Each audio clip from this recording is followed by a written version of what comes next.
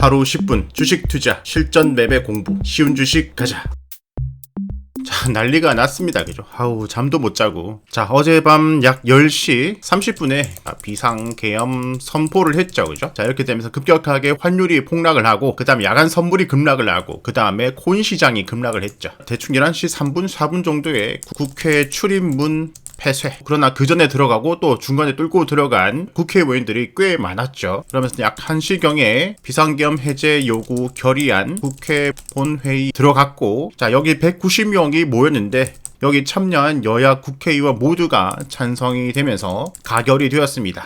그리고 약 4시 30분경에 윤 대통령 비상계엄 해제 선언이 되었죠. 그죠? 이러면서 약 6시간 동안 한밤의 해프닝이 지나갔습니다. 이러면서 오늘 우려보다는 그나마 조용하게 주식시장이 지나갔지만, 문제는 대내외적으로 해외에서 봤을 때 우리나라 대한민국 신뢰도가 좀 하락을 하고 경제 이미지에 대한 실추가 있다는 게 전 좀 문제라고 생각을 합니다. 자, 지난밤에 유튜브 커뮤니케이션에 속보로 비상계엄 선포 말씀을 드렸죠. 그죠? 증시 반등 분위기에 비상계엄 선포, 안타까움을, 이 점점이 안타까움을 표현하는 거죠. 상승 분위기에서 악재로 발생 가능성 예상치 못한 상황입니다. 조정 나오면 이 거래일 3거래일 전 지지대 약 2445포인트 근방 지지력 확인을 해보자. 자, 코스피 보면은 이 거래일 3거래일 여기를 말한 거죠. 그죠? 대략적으로 2450포인트 전후반 여기를 지지받아줬죠. 그죠? 자, 엊그저께 중요한 강의를 하나 드렸죠. 그죠? 상승 다음에 조정받을 때 똑같은 가격, 비슷한 가격대 2번 이상 지지받는 곳은 매우 중요한 지지대가 될 수가 있다.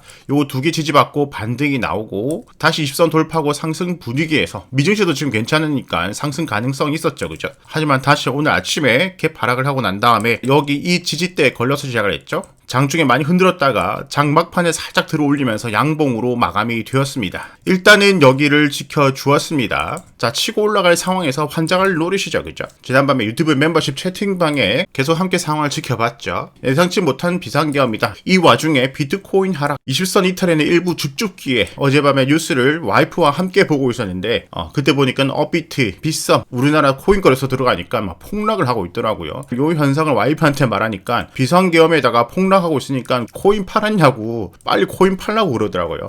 진정을 시켰죠. 자, 와이프는 투자자가 아니라 이제 개미죠. 그죠? 이게 개미의 심리다. 큰일 날 것 같으면 빨리 팔고 싶고, 실제로 비상계엄 다음에 국내 코인 거래소에서는 폭락이 나왔죠. 그죠? 이 말은 사람들이 많이 던졌다라는 거예요. 지난밤에 많이 털렸다. 근데 경제에 있어서, 근데 이제 정치적인 것은 일시적인 경우가 참 많아요. 자, 이 바닥에 10년이나 있으면 무덤덤해지거든요.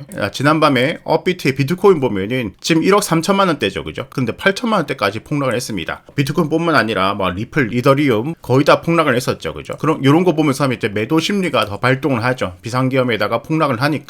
하지만 오히려 매수 기회. 아니, 비트코인은 전 세계에 통용되는 것인데 고작 한국 때문에 폭락을 할 일은 없잖아요. 그죠? 한국장은 폭락을 했지만 글로벌장은 살짝 이렇게 내려가다가 결국에는 어제보다 더 오르고 있고요. 지금 이더리움도 내려오다가 더 올라가고 있는 상황입니다.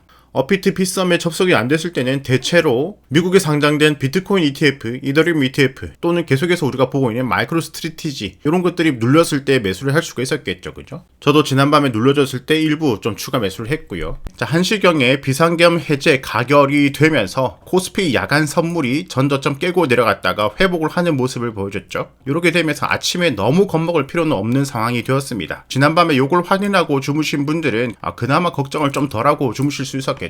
자, 이러면서 이제 주식시장에 좀 변화가 있을 것인 윤 대통령 현 정권의 관련주, 정책주 이런 것들이 힘이 빠질 수밖에 없다. 이제 윤 대통령 탄핵 들어가죠. 그죠? 일주일 뒤에 표결에 들어갑니다. 현 정권의 대표적인 정책주 같은 경우는 원자력 있고, 그 다음에 대왕고래, 그죠? 동해유전 이런 것들이 힘이 빠질 수밖에 없겠죠. 실제로 오늘 여기서 급락이 나왔고요. 근데 또 반대로 길게 본다면 원자력은 지금 구글, 마이크로소프트, 아마존, 유럽도 다시 원자력, 지금 전 세계적으로 원자력이 중요해지고 있잖아요. 그렇기 때문에 길게 본다면은 세일로 들어가는 것은 맞다. 단기적으로는 변동성이 커지겠지만, 하지만 세일로 들어갔다가 다시 올라가는 그 기간은 우리는 모른다는 거죠. 이것은 좀 지지부진할 수 있지만, 하지만 단기적으로는 어려움이 있겠다. 그러면 이로 인해서 반사이익은 당연히 야당인 민주당 정책, 그 다음에 거기에 대표인 이재명 대표 관련주, 그 다음에 같은 여당의 대표인 한동훈 이런 것들이 이제 반사익이 되겠죠. 그죠? 자, 비상계엄에다가 이제 탄핵까지 나오고 있고 앞으로 변동성 장세가 이어질 가능성이 있겠죠. 그죠? 상승 가능성을 만들어주고 투자자 입장에서는 환장을 노르십니다. 자, 주봉 한번 보면은 어제 화요일까지는 여기를 돌파를 해줬잖아요. 다시 요걸 내려가면 좀 힘들 수가 있다. 이제 내려왔으니까 다시 여기를 빨리 회복을 해줘야 되죠. 그죠? 일단 여기 지지대는 지켜주고 있습니다. 이런 변동성이 있다 그래도 이 큰 추세의 하방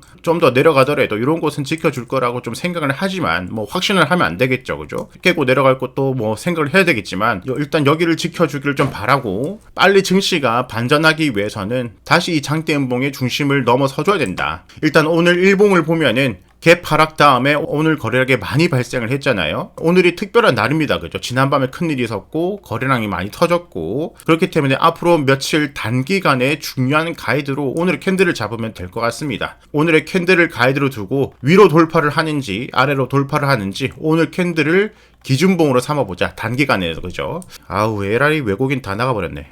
외국인도 좀 다시 들어와줘야 되고요. 초반에 말씀드린 대로 요것이 가장 우려되는 거예요. 정치 이슈 때문에 국가 모멘텀이 뭐 엄청나게 변화가 생긴 것은 아닌데 이런 정치 이슈 때문에 외국인이 봤을 때 한국에 대한 신뢰도 하락, 혹시나 외국인이 앞으로 계속해서 매도세가 나오지는 않을까, 요게 가장 우려되는 부분이죠. 그래서 우리는 앞으로 외국인 매도세가 이어지는지 연속되는지 멈추고 다시 돌아와 주는지 요것을 좀 중요하게 체크해 봐야 될 사항인 것 같습니다. 자, 너무 겁먹지는 말자. 이렇게 큰일 있음에도 불구하고 일단은 지켜줬잖아요. 그죠? 그리고 전저점 깨지 않았잖아요. 그죠? 조금 여유를 가지고 이 기준봉 위로 아래로 돌파하는 거 상황을 좀 지켜보자. 아시겠죠? 뭐 미증시는 한국의 상황 뭐 개의치 않고 상승 마감을 해줬습니다. 자, 다우는 5선을 리틀했어요. 상승 다음에 이제 조정을 할 것인가 한번 지켜봐야 될 것 같고, 자, 거기다 십자 도주가 떴으니까 이제 상방 돌파 하방 이탈 가이드가 잡혔죠. 다우. 일본, 대만, 독일, 중국, 홍콩, 전 세계 증시를 보면은 우리나라 영향이 전혀 없다는 것을 볼 수가 있죠. 그죠? 근데 비트코인이 우리나라에 영향을 받을 리가 없겠죠. 그죠? 자, 정치 테마주는 좀 위험한데, 뭐, 한동훈 관련주도 보고, 이재명 관련주도 보고, 뭐, 다 봐야 되고, 뭐, 조국, 김동연, 이렇게까지 있죠. 그죠? 근데 뭐, 대표적으로 이재명이니까, 이재명 관련주 다들 아시겠지만, 한번 확인을 해본다면은, 일성건설,